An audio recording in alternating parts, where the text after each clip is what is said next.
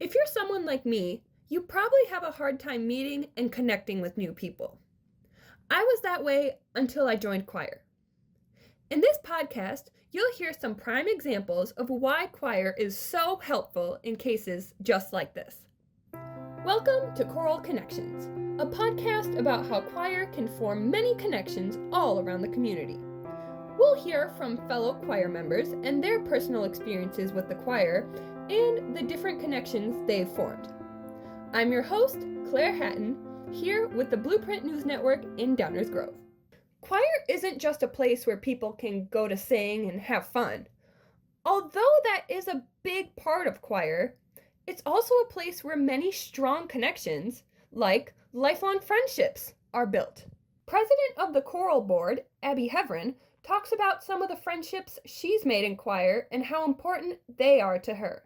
I've met some of my best friends in choir, like my best friend Carly Blue, Casey Ganger. I've reconnected with old friends like Jack Mealy, and my life felt more normal with them in it as opposed to like without them in it. So I was excited to be texting them and hanging out with them after school and stuff. So yeah, it was really great. I just like they were part of my everyday life, like outside of school and outside of choir. So probably just then when I realized they were more than just like school friends. While being in choir, you end up forming more relationships with people other than your fellow peers, such as teachers and other role model figures. Choral Board Vice President Jack Mealy talks about the teacher-student connections he has made throughout choir and how they have positively impacted him today. I'd obviously start with the director and our pianist, Ms. Belt and Dr. P. They are two of the most seriously supportive teachers and mentors that I've ever met. Two people that are so passionate about their jobs and so passionate about what they do and so talented about what they do. It's really inspiring for me to see that as a leader, and it gives me an inspiration to really do my best in everything that I do, whether that be in choir or whether that be out of choir. I always choose to spend time around people that lift me up, and support me, and those are people that I quickly realized were going to do that. As I briefly mentioned before, choir is also a great way to build connections with the community around you too. At DGS, choir doesn't just happen at school. There's also a lot of involvement with the outside community. Heverin and Mealy both touched on their favorite ways the choir has connected with the local communities over the years. I love when I get to go back to like my middle school or my elementary school because it's just so nostalgic, and it's really great knowing like I was the little 6th, 7th, and 8th grader sitting in the audience, and now I'm the high schooler. So I don't know if it's necessarily my favorite perform, but it continuously is one of the most gratifying places.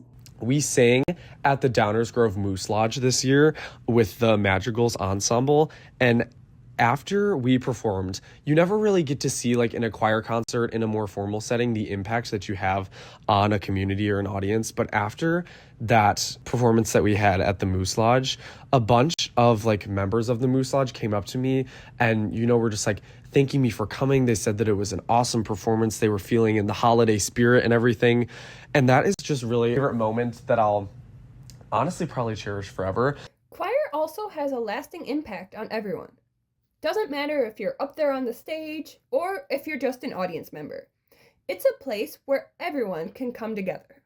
Heverin looks back on one of her many choir concerts from freshman year and remembers just how much fun it was being able to perform for everyone and being able to perform with some of her best friends again. My freshman year choir show, it was the first time I had it felt like choir was more than just a class or an activity. It was just hanging out with my friends, doing what we loved, singing fun songs. And it was my first opportunity to sing a solo song on a stage. And I sang a duet with Jack, and the year before we were Shrek and Fiona, so it was kind of full circle from that. It was the first time I felt close with a lot of upperclassmen, and if I could go back, that's probably where I would go back to. If you're so musically inclined, I recommend you go check out a local choir performance and see how you like it. You never know. It may influence you to join one in the future and possibly become the next Taylor Swift.